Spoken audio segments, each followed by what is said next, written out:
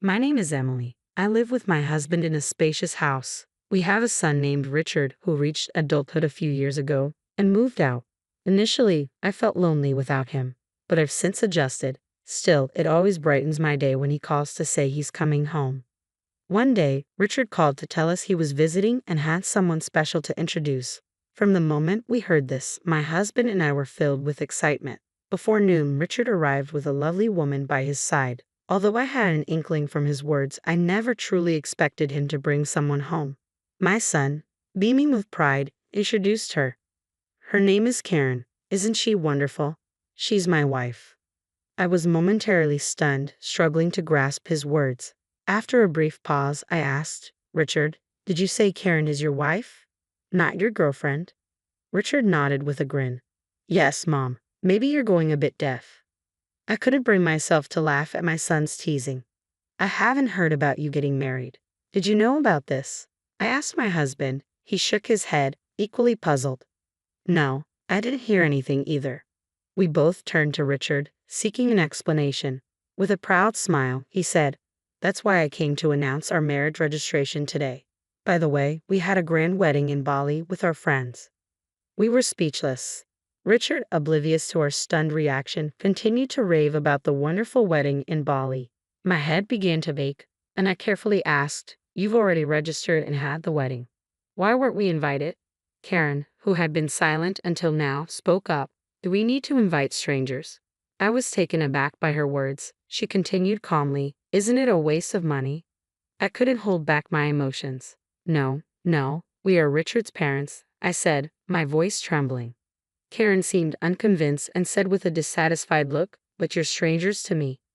I was taken aback and fell silent. My son must have finally noticed the tension in the room and hurriedly explained, Karen has no parents or siblings. It would have been sad if she was the only one without family at the wedding. That's why I didn't invite you guys. Hearing about Karen's situation left me at a loss for words. I thought if that's the case, maybe it could be understood. Of course, I wasn't entirely satisfied, but I told myself it was too late since the wedding was already over.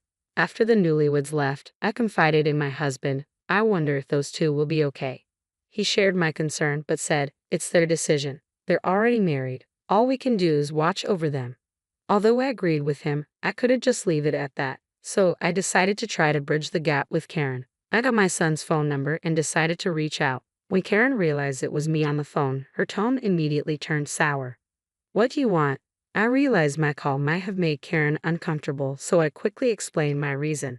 I got some delicious treats and I thought I'd bring them over to you next time. Karen replied, Oh, I don't need that. In fact, I don't even plan to give you my address. I couldn't help but ask why. Karen calmly answered, I don't want to give personal information to strangers. Please delete my phone number. Before I could say anything else, she hung up. After that, I couldn't get in touch with Karen. I realized my gesture must have felt like an intrusion to her. Feeling down, I shared my worries with my husband. He comforted me, saying, There's still time. Don't rush. Forcing closeness won't necessarily lead to good results. Just hope that she'll open her heart to us someday. I took a deep breath and nodded. You're right. A month after I stopped trying to contact my son and his wife, my son suddenly reached out. What's going on? I asked. He told me Karen is pregnant. I was thrilled by the happy news. Knowing how tough it can be for a first-time mother without her parents, I asked for their address so I could go help. But my son said, No, I can't give you the address. We don't need help, just money. Give me your bank account number so I can transfer it. I tried to explain to my son how difficult childbirth could be, but he wouldn't listen. Moreover, he said that Karen herself was against it. In the end, I transferred only the money as my son requested. After that, I never heard from him again.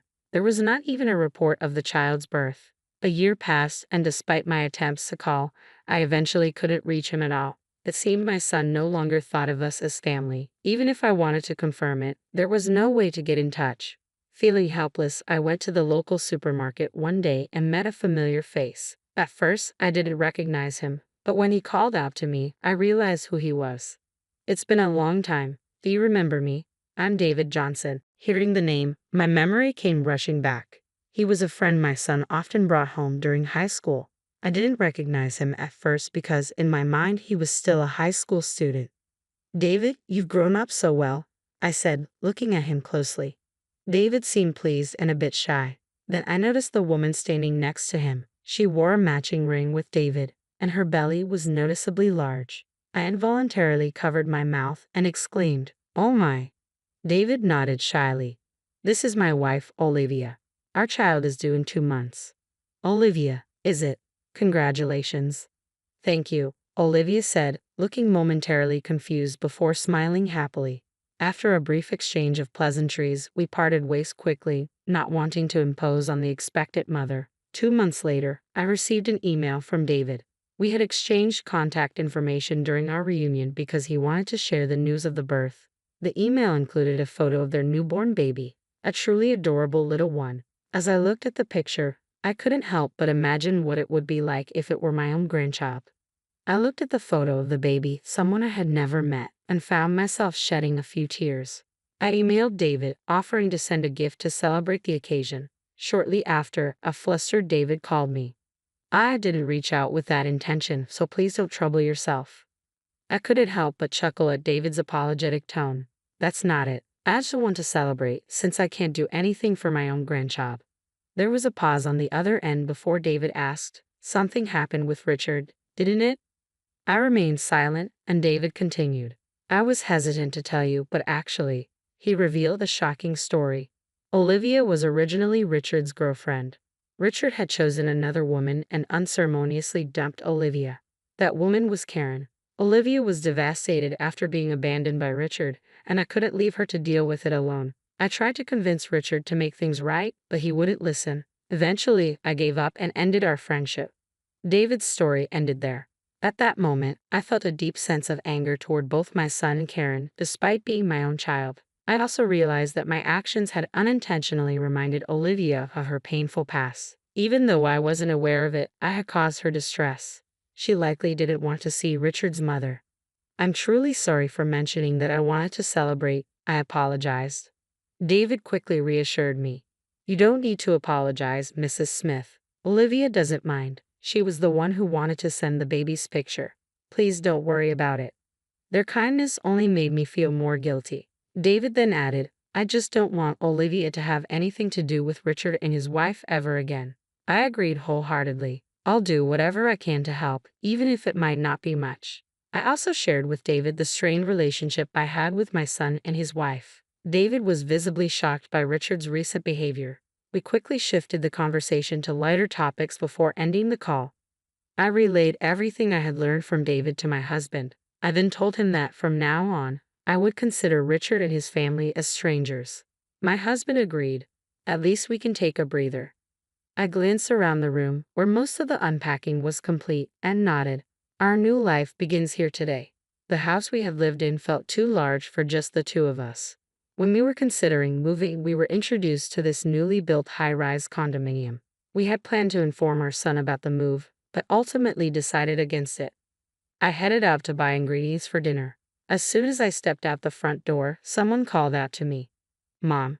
I turned around, unsure of what I was seeing, and there was my son, approaching with a slight smile. "Why didn't you tell me you moved?" "I was surprised to find strangers at the old house. I had to search quite a bit to find you," he said. I met his gaze with stern eyes. "I didn't need to tell you. You're a stranger to me." Richard seemed taken aback by my change in attitude and grew flustered. "What are you talking about? I'm your son." I ignored him and started walking. Richard quickly fell into step beside me and continued talking.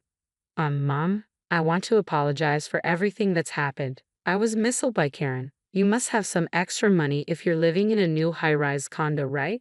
Despite Richard's attempts to engage, I kept walking. Seeing that I wasn't responding, Richard's tone grew anxious. Karen was a habitual liar. Her claim of having no family was false. She was actually disowned by her parents due to a romantic scandal at her previous job. When I glanced at my son, he misunderstood my silence and continued to criticize Karen. "Karen came to me for money after she couldn't make it on her own after quitting her job. I was just deceived. I should be able to live in that high-rise condo too." I stopped and faced him. He seemed hopeful that I was finally ready to listen, but I held his gaze firmly and said, "You chose that dishonest woman despite being in a relationship with someone else. This is the consequence of your actions." Richard looked stunned by my words. I delivered my final message. Your only family now is Karen. You two are perfectly suited for each other. Leaving him there, I walked away and contacted David. I was concerned that Richard might cause trouble for David or Olivia. As I feared, Richard had tried to apologize to Olivia and asked David to mediate between us. He even said something absurd like, "You two got married because of me." David, at his breaking point, announced he was severing ties with my son and warned that he would call the police if Richard continued to harass them. In a panic, Richard fled. Afterward, Richard tried to spread malicious rumors about David and Olivia among their mutual friends but was met with disdain instead. Karen, who was supposed to be his only ally, abandoned him, running off with another man after squandering all of Richard's savings and left their child behind. Seeing the situation worsen, we decided not to intervene despite hearing the rumors. Eventually, Richard came to us with the child in tow. "You must feel sorry for your grandchild, right? Let us stay here," he pleaded. My husband, who had been silent until now, exploded in anger. "Don't be ridiculous. Stop acting like a spoiled child at your age. You're no longer our son but a stranger. Get out." Frightened by our harsh reaction, my son fled, leaving the grandchild behind. My husband quickly locked the front door while I gently picked up the child. The little one, oblivious to the situation, reached out to my husband with a smile. Seeing that innocent smile, my husband and I shared the same thought. While we have no intention of forgiving our son and Karen, the child is innocent. We exchanged a nod and decided to raise this child ourselves. I heard that my son is now doing physical labor, likely struggling to make ends meet with a job he detests. Despite his hardships, he hasn't tried to come back home, though even if he did, the outcome would be the same. My husband and I are fully occupied with caring for our grandchild. Although raising a child at our age is challenging, the child's smile gives us the strength to keep going. For tasks that are too difficult, we rely on the help of David and his wife, for which we are deeply grateful. It seems that a leisurely retirement is still a distant dream, but for now, I want to savor the time with my husband and grandchild.